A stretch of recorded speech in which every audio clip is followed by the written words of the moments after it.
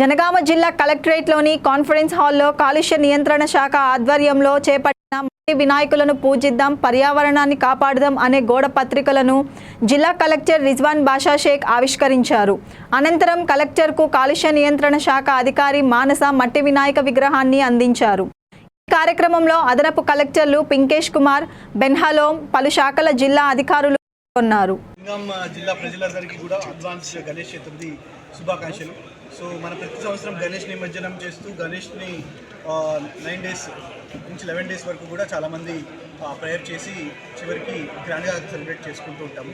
So అదేవిధంగా మా యొక్క విజ్ఞప్తి ఈ సంవత్సరము దయచేసి మట్టి విగ్రహాలని దయచేసి ప్రమోట్ చేయాల్సిందిగా రిక్వెస్ట్ చేస్తున్నాము.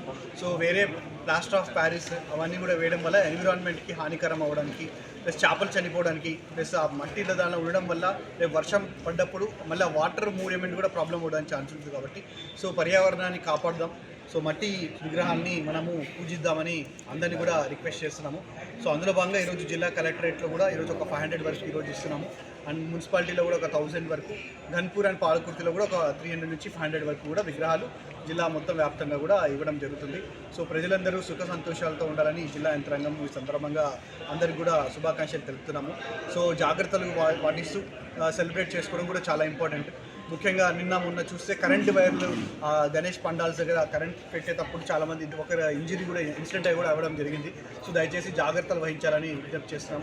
అలాగే పీస్ కమిటీ మెంబర్స్ కూడా హిందూ, ముస్లిం అని వేరే అవన్నీ ఇష్యూస్ లేకుండా సెన్సిటివ్గా హ్యాండిల్ చేసుకొని వాళ్ళు పీస్ఫుల్గా ఉండాలని, సెలబ్రేట్ చేసుకోవాలని అందరినీ కూడా కోరుతున్నాము. ముఖ్యంగా చిన్నపిల్లల్ని జాగ్రత్తగా పండాల దగ్గర కానీ అక్కడ కూడా వాళ్ళని మర్చిపోతుంటాము నిమజ్జనం అప్పుడు కూడా. సో కాబట్టి వాళ్ళని కూడా జాగ్రత్తగా చూసుకోవాల్సిందిగా విజ్ఞప్తి చేస్తున్నాము. సో ఇలా గణేష్ చతుర్థి ఎలాంటి ఇష్యూస్ లేకుండా సేఫ్టీతో అందరి సుఖ సంతోషాలతో జరుపుకోవాలని జిల్లా యంత్రాంగం తరపున మా జిల్లా అడ్మినిస్ట్రేషన్ అందరినీ కూడా కోరుతూ మరొకసారి అందరికి కూడా గణేష్ చతుర్థి శుభాకాంక్షలు.